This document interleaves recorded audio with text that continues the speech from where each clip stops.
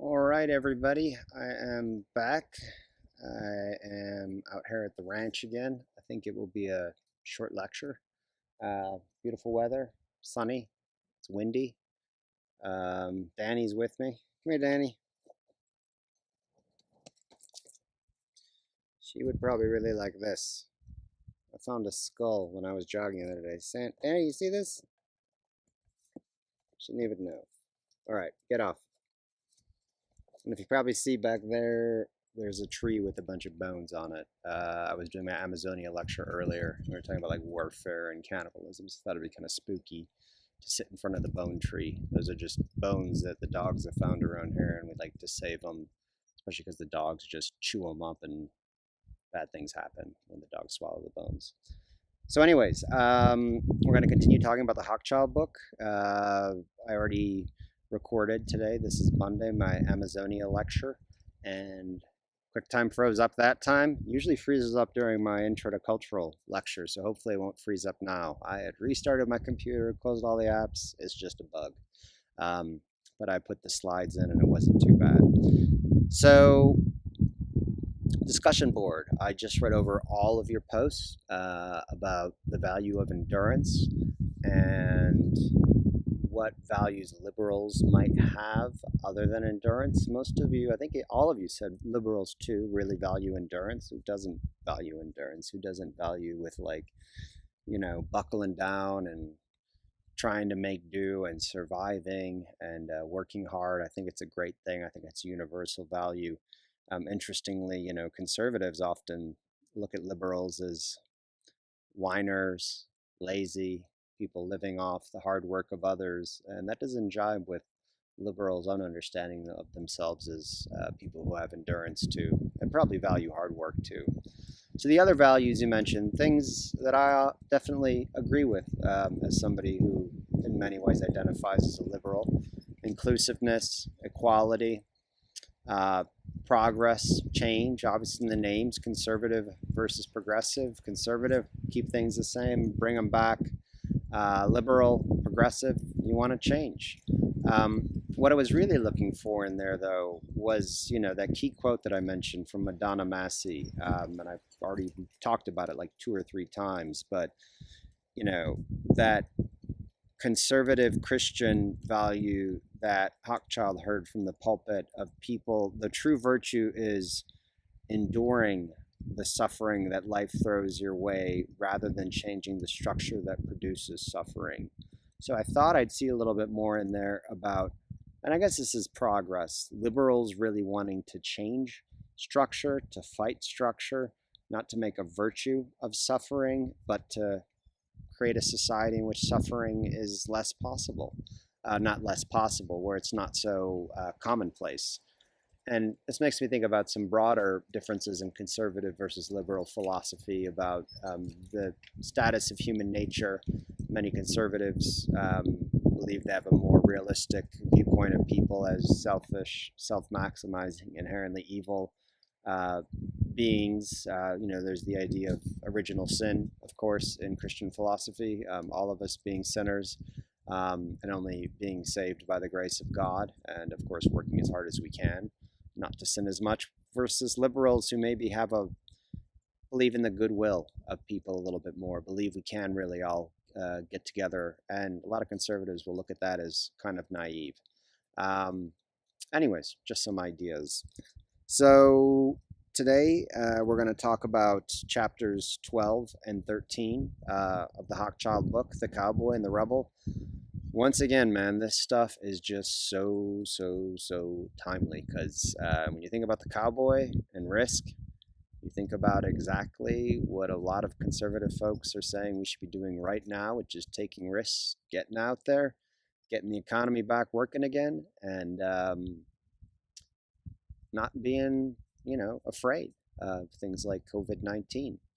So we'll talk more about that in a second. First, I wanted to show you this slide. It's really, really interesting. I forgot where I got this image. I don't know if it was New York Times or somewhere else. NBT Solutions, 2017. It's about rural and urban support for Donald Trump in the 2016 elections. On the left-hand side, you'll see the United States. And all the rural areas, the red areas, are the ones that voted for Trump on the right. Urban areas of the country, and red, voted for Trump, and the redder, the more Trump friendly or the more Trump supporting, and bluer, the more anti-Trump, pro-Hillary, or at least pro-Democratic. And I think the person who put this map together was saying we often think it's a simple urban-rural divide or north-south. It's never that complicated. So they came up with a bunch of different regions of the country that all have their own characteristics. On the left-hand side of the map, super interesting, because some people might say San Antonio is at the very border or even the capital of this region of the country that this person calls El Norte. Obviously, that's the border with Mexico. It is the one heavily rural area of the country that votes very strongly Democratic. And in that part of the country, the whole region stretching from California through Nevada, New Mexico, Arizona, and Texas, the rural areas vote more Democratic than the urban areas. Very interesting. Also, on these two images of the country, you'll see one part at the south called New France. That is South Louisiana. That's the part of the country that Hochschild is writing about in this book. And obviously rural New France is extremely conservative, went hardcore for Donald Trump. And even urban New France it's extremely conservative. The urban parts of New France are the most conservative urban areas in the country. They are tied for that with an area that the maker of this map calls Greater Appalachia. So interesting stuff to think about when we think about maybe how complicated this country really is. So discussion board. This obviously is a lot more pertinent to this class being taught, or this book being taught in person, but I think we can see some of it on our discussion board posts. Although it's interesting, like I said, I know there's conservative students in this class. Y'all have been doing a great job. I think being honest about your perspectives, but also being very tolerant. And I feel like most liberal students have been very tolerant. It's interesting when you have a chance to sit down and write on a discussion board. Maybe it's a little more tempered, your sensibilities. And I haven't seen any problems. But when I've taught this book in class, person to person, a lot of folks tend to say things that upset either side. Conservative folks are upset with the way liberals talk about this book and the people in it, and liberals are upset with the way conservatives talk about it, or the kind of general idea behind this book of, we should really try and listen and try to understand conservatives. So this is what I want you to do in discussion board. While discussing this book, some students have told me that it's very hard for them to hear classmates discussing their conservative friends and family members in sometimes demeaning, negative terms, especially when those family members have little choice but to work in dangerous, dirty industries like petrochemicals if they want to support the education of their children, including students in this class, right? These students, they don't want to feel like people are ripping on them or their families, if they're people that are similar to the people that Hochschild's writing about.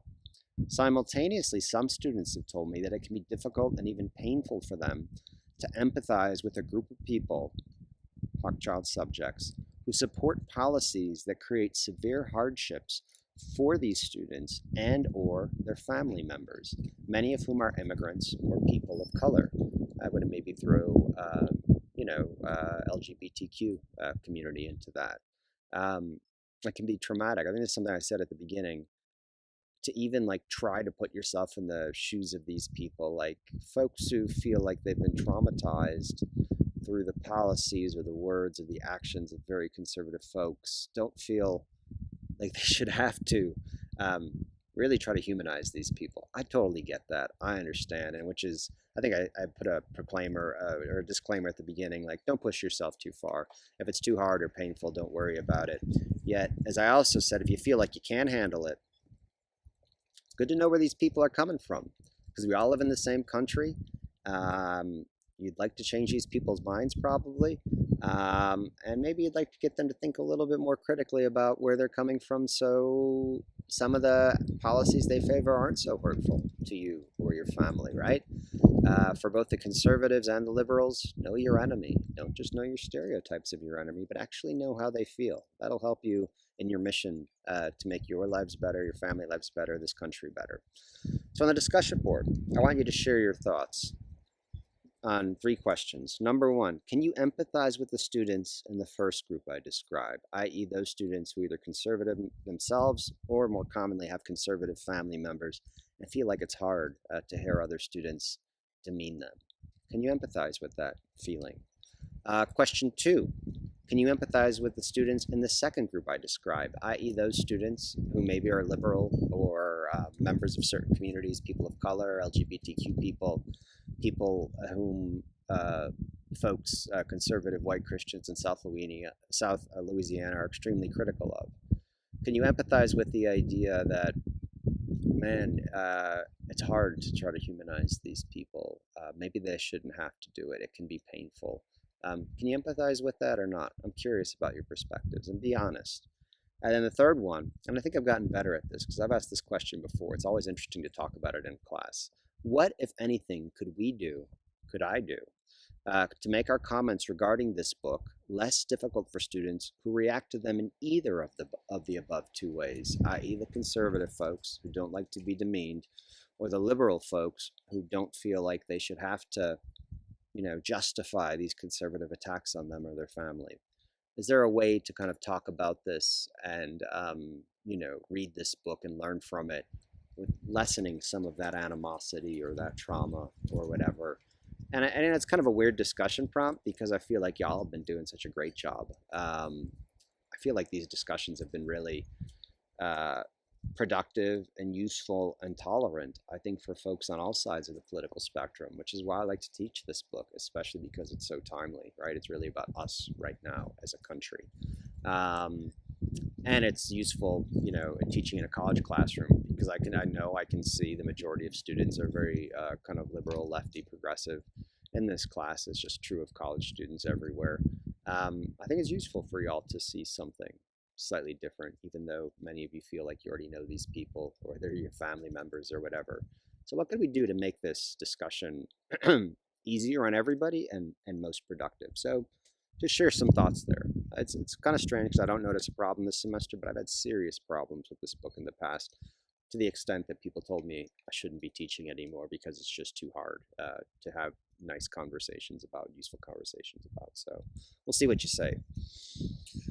So two more types of endurance self that Hochschild talks about in chapters 12 and 13, the cowboy and the rebel. And I only have a few slides here. So the cowboy. Hochschild's main example is a guy named Donnie McCorkadale. He's a, he is a cowboy. That's his endurance self. He values risk, bravery, and daring. Donnie's a guy in his 60s, used to work on telephone lines, repairing them, a risky job. He used to love to prank people. He was a daredevil, rode a motorcycle. Also really generous guy. This is one, it's easy to stereotype conservative people. And I've said I've been saying all the time, if these people, if they knew you, maybe they'd give you the shirt off your back. I noticed Donnie, he adopted a Honduran kid and treats him as his own, as his own son. So not so simple as many of us, let's say on the left, would think about a conservative guy. But no matter how generous and caring he is in his own life, he hates regulation. He hates environmentalists. He hates victims. He hates whiners. He hates complainers, right? Shut up and deal with it. That's Donnie's perspective.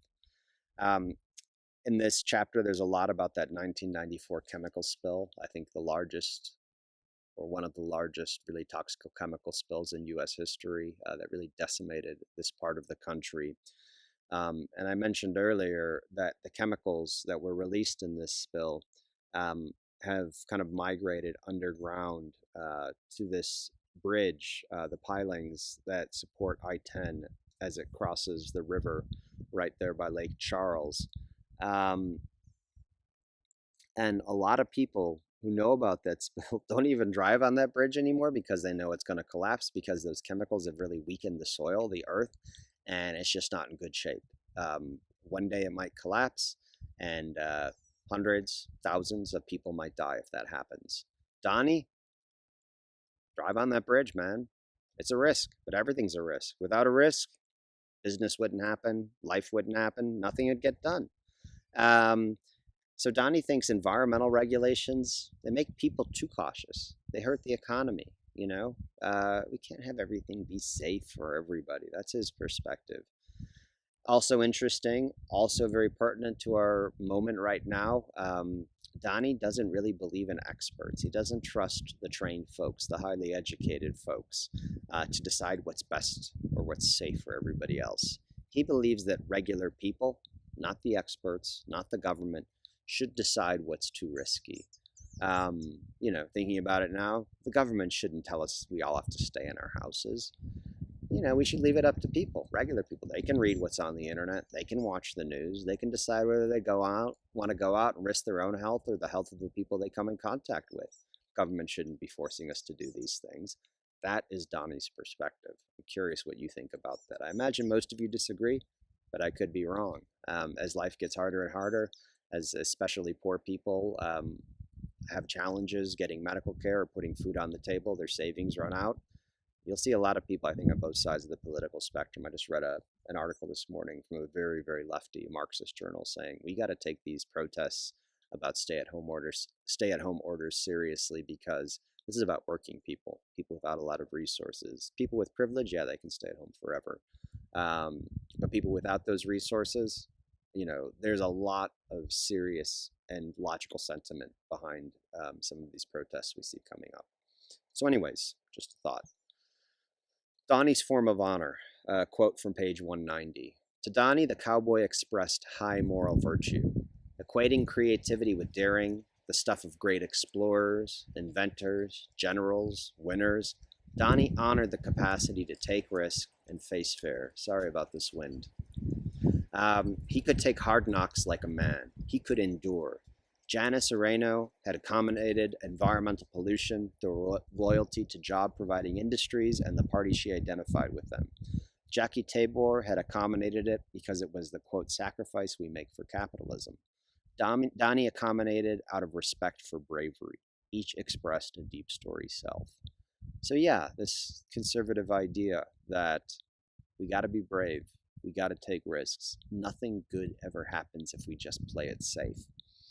I'm curious, the liberal folks in class, whether you think that's really a conservative value or a liberal value. Sometimes liberals accuse conservatives of just being afraid of change. Isn't that kind of a fear of risk too? Are cowboys maybe those who embrace change and don't worry so much about it and say, let's push this country in a different direction and, not just go back to what's safe and easy for the people who are used to life being safe and easy for them? I don't know. I should have asked you whether the cowboy themselves, him or herself, there's cowgirls out there too, whether that's necessarily a conservative kind of ideal self or not. So just react to that, think about it, talk about it.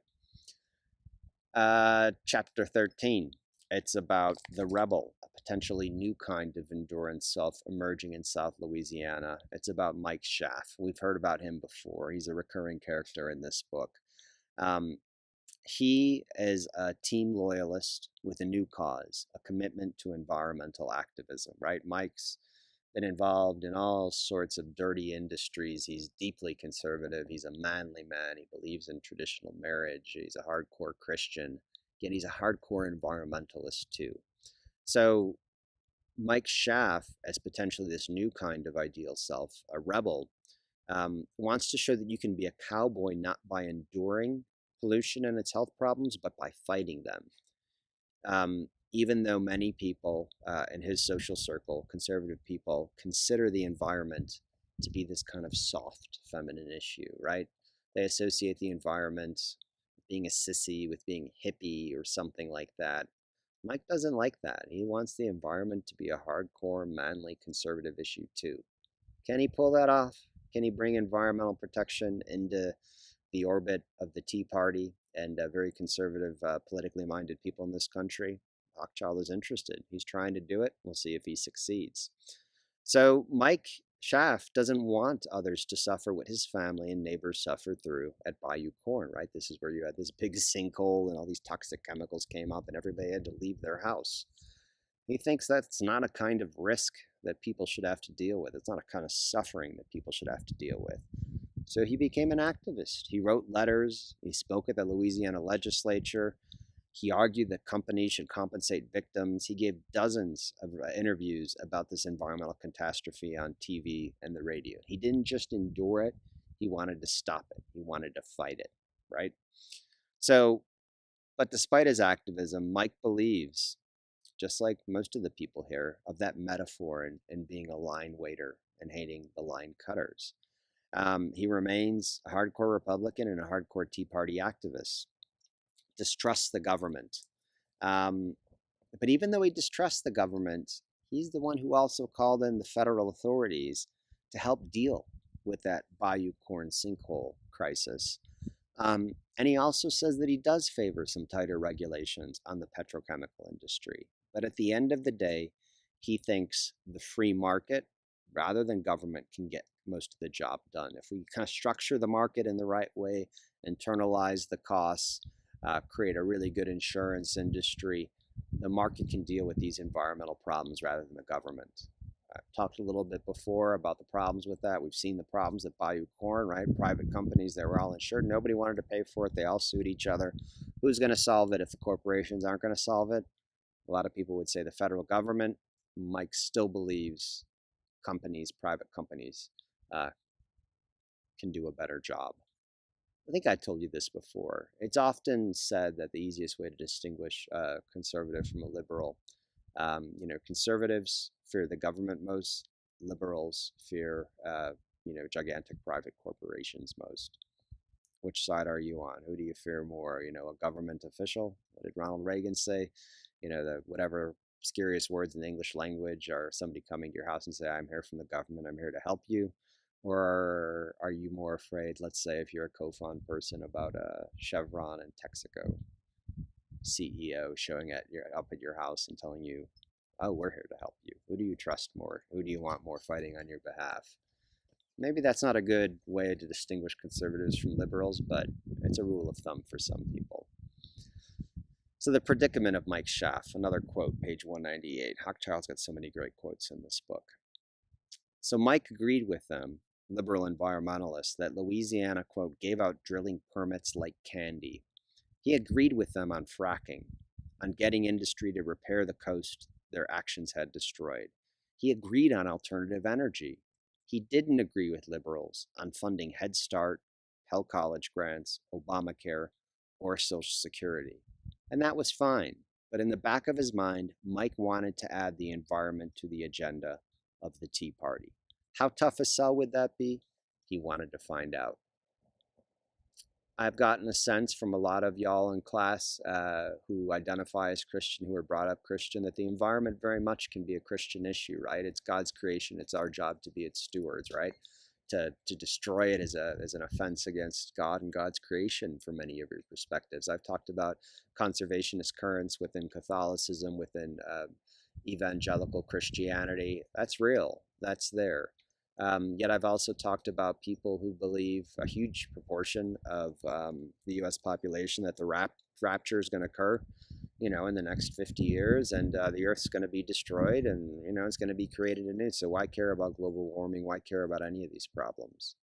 And it's hard for me to distinguish, to separate out conservative America from deeply Christian America. So are there fundamental oppositions between this religion and environmentalism? Are there fundamental oppositions between a belief in the free market economy, purely free market economy, and environmentalism? We'll see what Mike Schaff does. We'll see how far he succeeds. There are real commonalities here. These people, many of them, are much closer to the land and love the land, I'd say, as much, if not more, than environmentalists, and than urban environmentalists do, right? They hunt, they fish, they live in rural areas. That map They're living by these areas they love. They have generations of traditions of spending time out in their cabins and hunting and fishing. They don't want that stuff to disappear. They really treasure it. You would think that makes them natural conservationists. Yet Mike has a hard time trying to make the Tea Party embrace environmentalism as one of its core principles. What'll happen? Can he do it? No one knows. We'll never see, or I mean, we might see, but no one can predict. So that's it for today. Be safe, y'all. Watch this video lecture. I just sent an email about it, and we'll talk soon. Bye bye.